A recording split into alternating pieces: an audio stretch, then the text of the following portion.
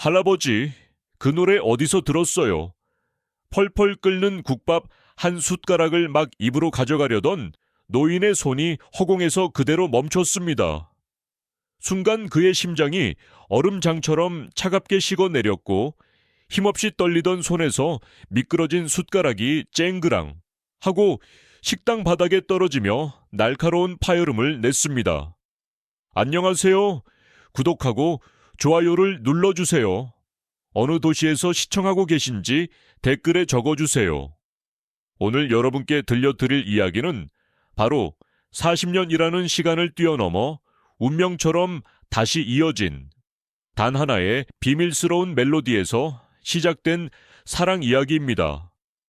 모든 것이 시작된 그 국밥집에서 김영수는 자신을 바라보는 작은 여자아이에게서 눈을 뗄 수 없었습니다. 8살 정도로 보이는 아이의 맑고 커다란 눈동자가 순수한 호기심으로 반짝이고 있었습니다.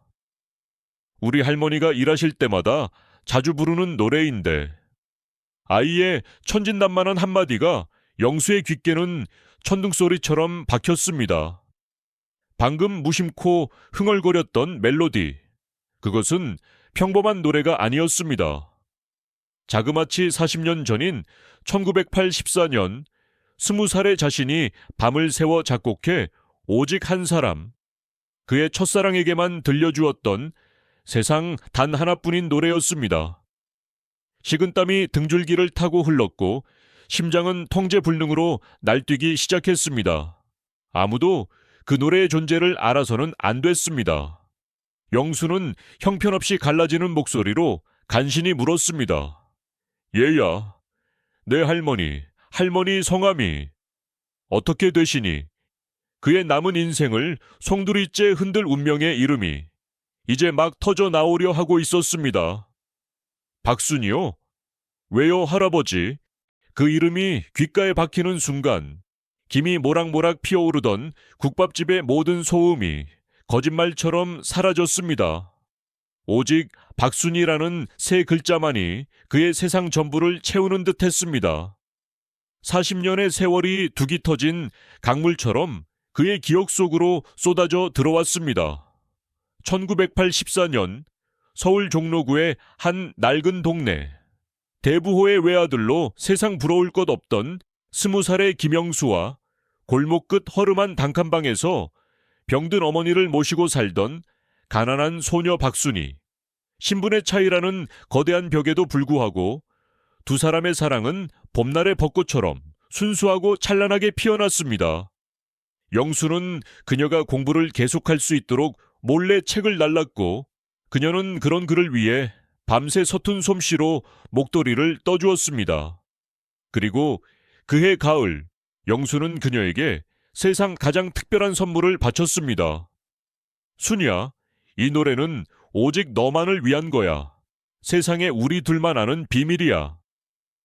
낡은 기타를 치며 노래를 불러주던 그날, 순이는 눈물을 글썽이며 세상 가장 행복한 미소를 지었습니다. 그때의 두 사람은 알지 못했습니다. 그 순수했던 행복 위로 얼마나 검고 거대한 그림자가 드리워지고 있었는지를, 그리고 그들의 운명을 갈라놓을 잔인한 음모가 바로 코앞까지 다가와 있었다는 사실을 말입니다.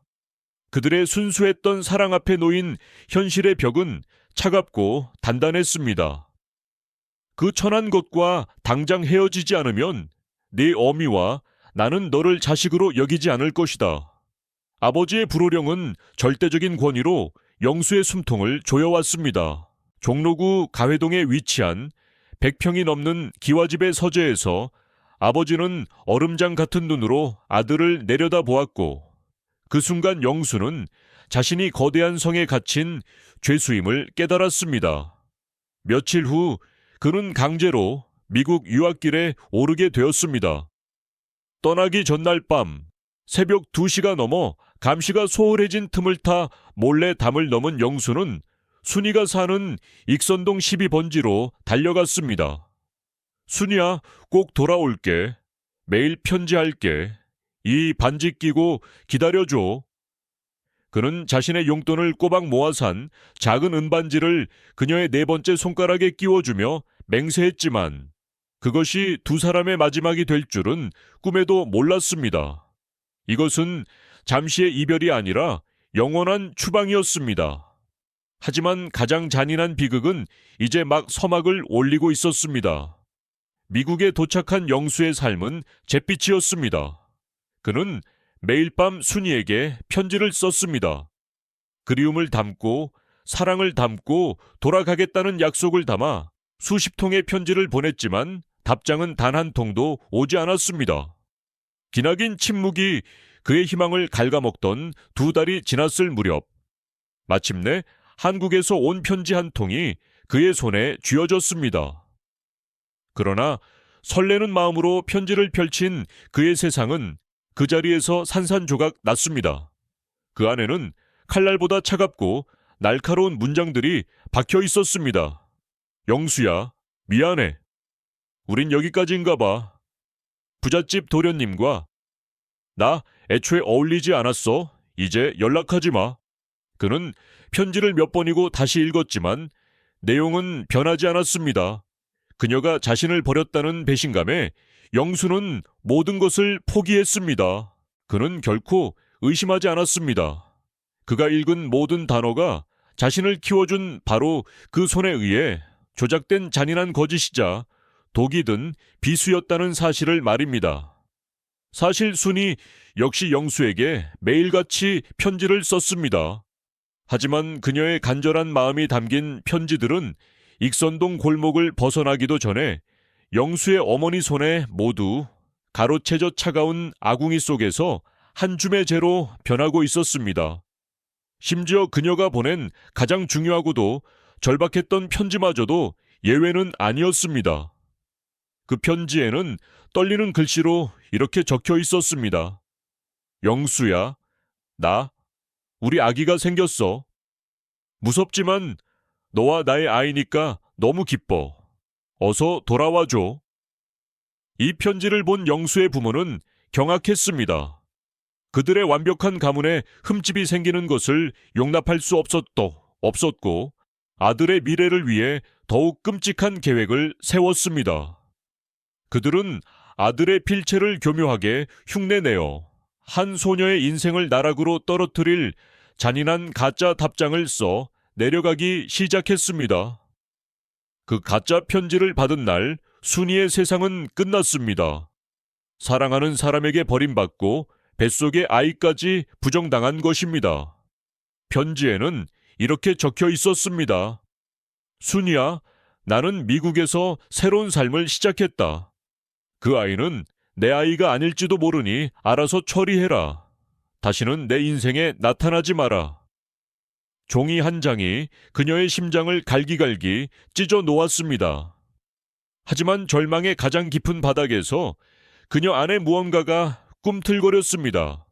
그것은 바로 뱃속의 작은 생명을 지키려는 세상 그 무엇보다 강인한 모성애였습니다.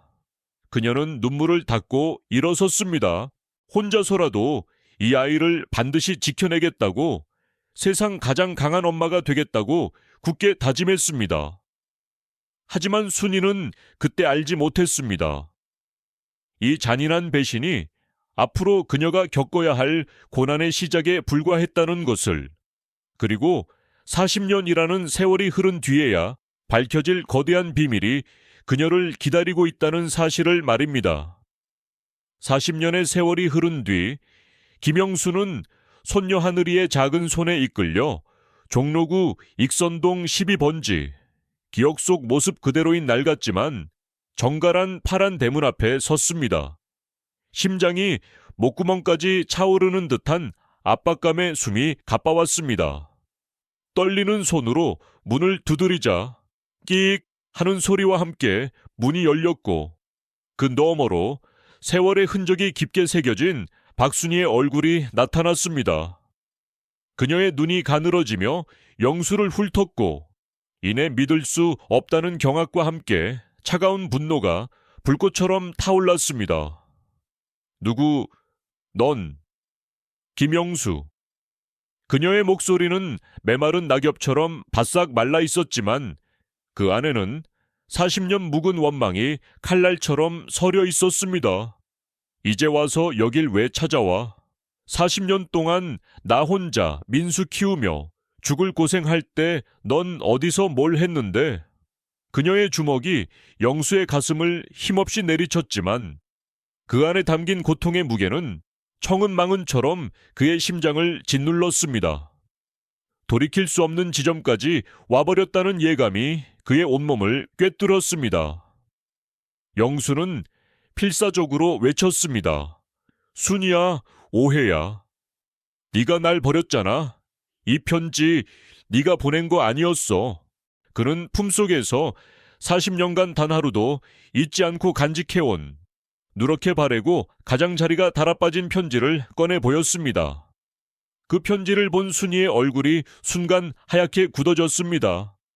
그녀의 동공이 지진이라도 난 듯 흔들렸고 입술이 파르르 떨렸습니다. 이건 내 글씨가 아니야. 그녀는 떨리는 손으로 집 안으로 뛰어들어가 낡은 나무 상자를 꺼내왔습니다. 먼지 쌓인 상자 안에는 그녀가 40년 동안 증오의 증거로 간직해온 또 다른 편지가 들어있었습니다. 아이를 지우라고. 내가 어떻게 그런 말을. 두 사람은 그제야 서로의 손에 들린 편지가 자신들의 인생을 송두리째 망가뜨린 잔인한 위조품임을 깨달았습니다. 40년간 서로를 증오하게 만든 거대한 거짓의 실체 앞에서 두 사람은 무너져 내렸습니다. 서로를 부둥켜 안고 오열하는 순간 쾅 하고 현관문이 거칠게 열리며 한 남자가 성큼성큼 들어섰습니다. 어머니, 무슨 일이십니까? 40대 초반의 건장한 남자, 바로 그들의 아들 민수였습니다. 그는 거실에 서 있는 낯선 남자와 눈물 흘리는 어머니를 번갈아 보더니 싸늘하게 얼어붙은 목소리로 물었습니다.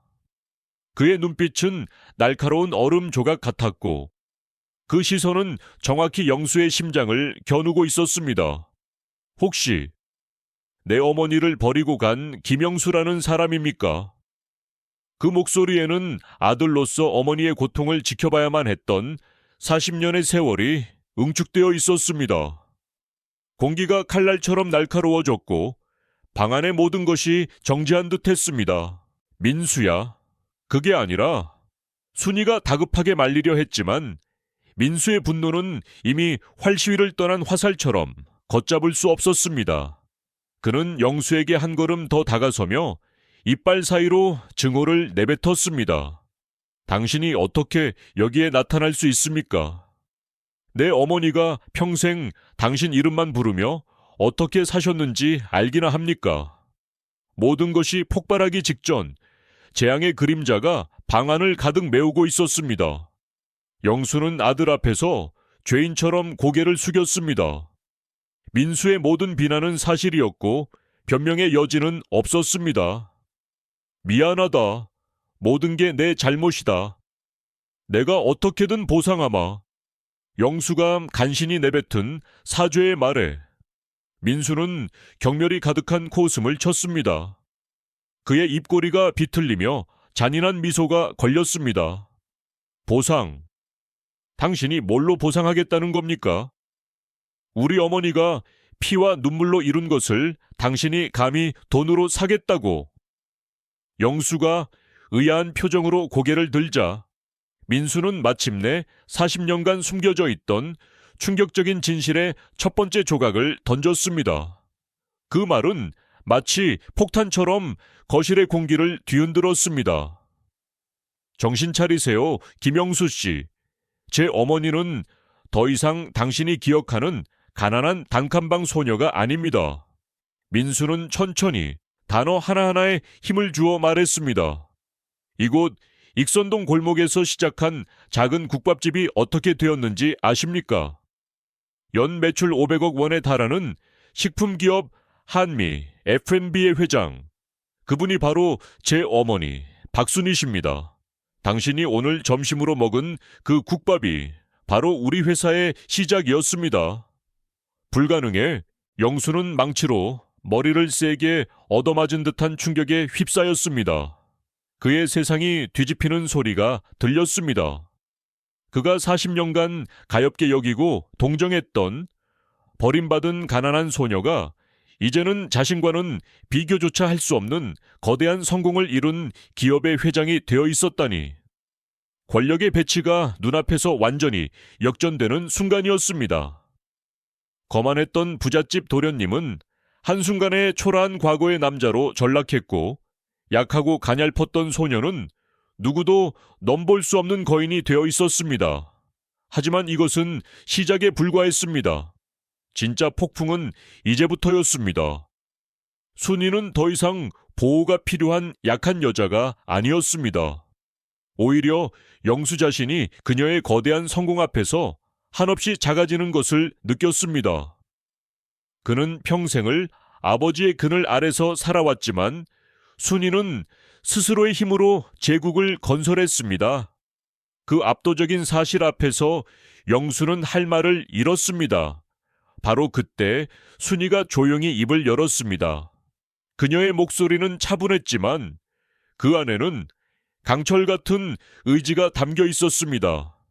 민수야, 그만하거라. 이분은 손님이다. 그녀의 시선이 영수에게 향했습니다. 그 눈빛에는 더 이상 원망이나 분노가 없었습니다. 대신 깊이를 알 수 없는 연민과 슬픔이 자리하고 있었습니다. 당신 아버님, 아니, 김 회장님께서 돌아가시기 전에 저를 찾아오셨습니다. 한 달 전이었죠.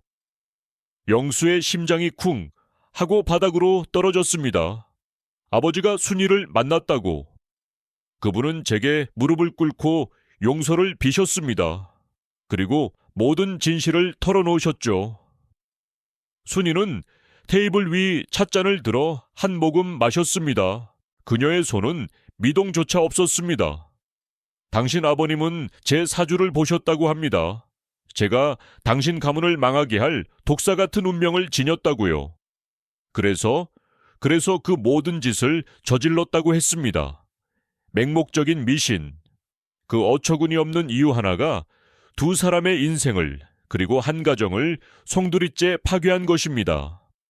도미노처럼 하나의 폭로가 더 거대한 폭로를 무너뜨리며 영수를 덮쳤습니다.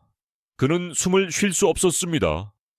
아버지가 저지른 죄의 무게가 그의 어깨를 짓눌렀습니다. 순이는 마지막 결정타를 날렸습니다. 그리고 이걸 당신에게 전해달라고 하셨습니다.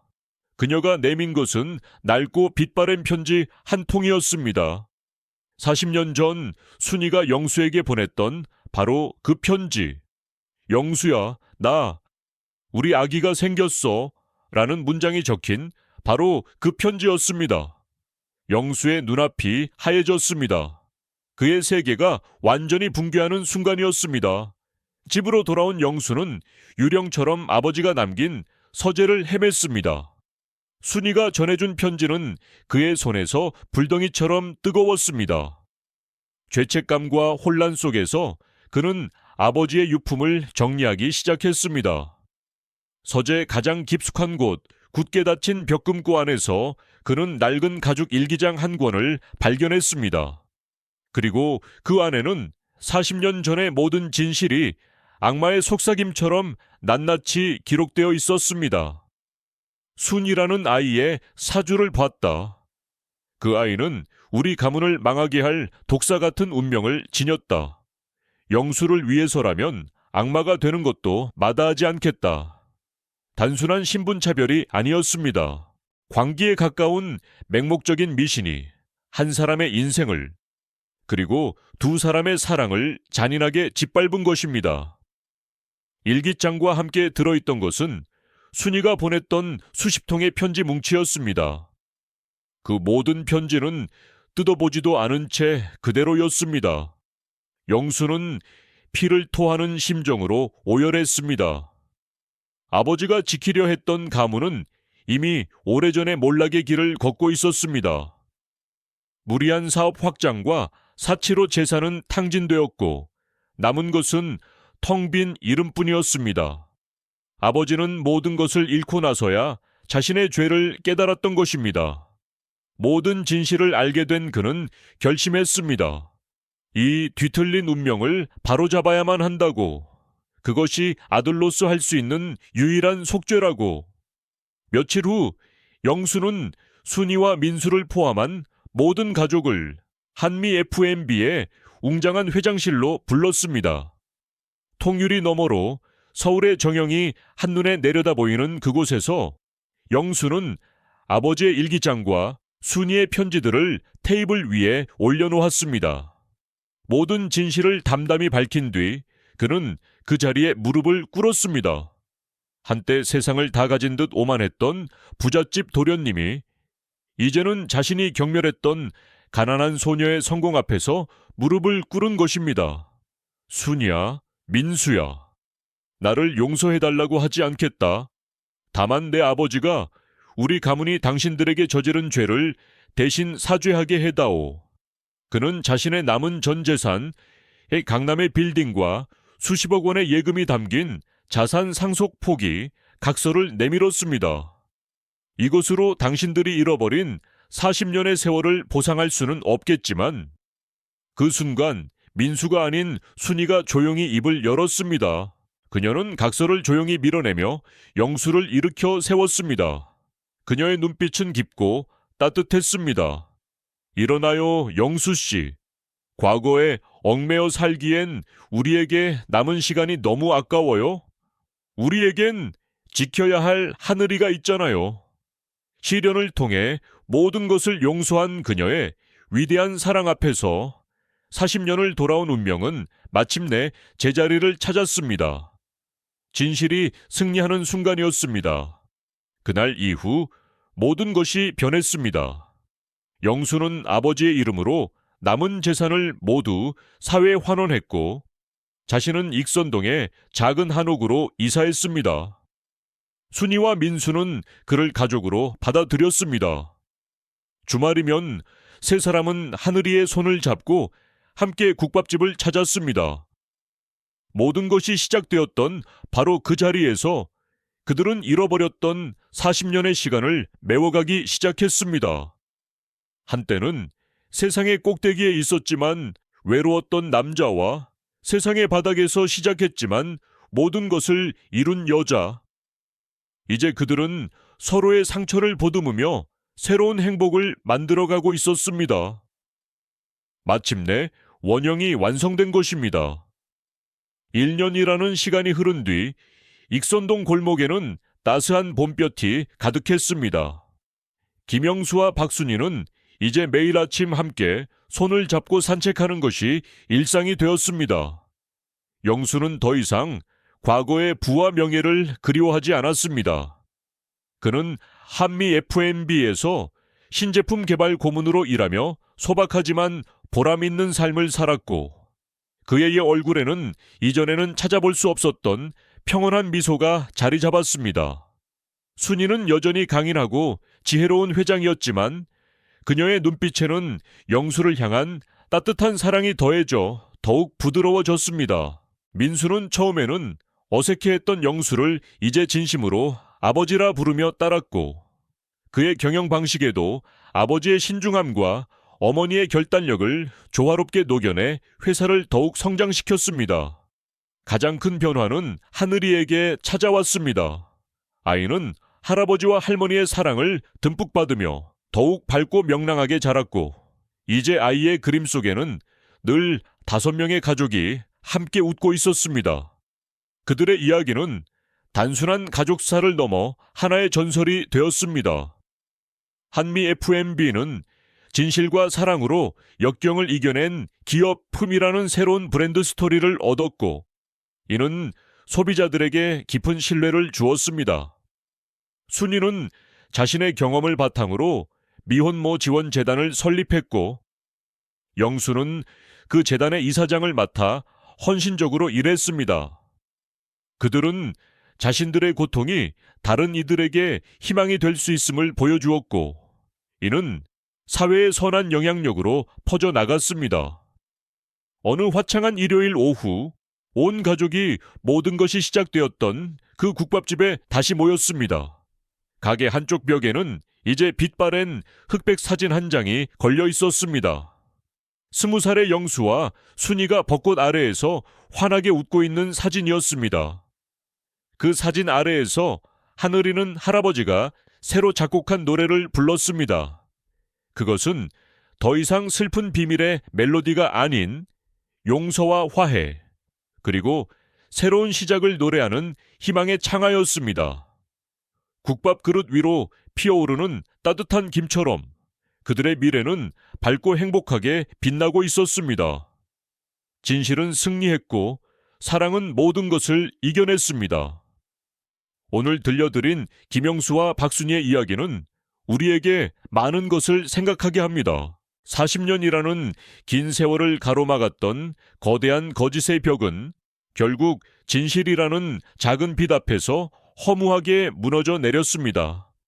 겉으로 보이는 부와 명예가 한 사람의 인생을 얼마나 공허하게 만들 수 있는지, 그리고 가장 깊은 절망 속에서도 꺾이지 않는 의지와 사랑이 얼마나 위대한 기적을 만들어낼 수 있는지를 우리는 보았습니다. 한 사람의 맹목적인 믿음이 얼마나 끔찍한 비극을 낳을 수 있는지, 그리고 진심 어린 용서가 얼마나 많은 상처를 치유할 수 있는지도 깨닫게 됩니다. 이 이야기는 단지 두 사람의 특별한 사연이 아닙니다.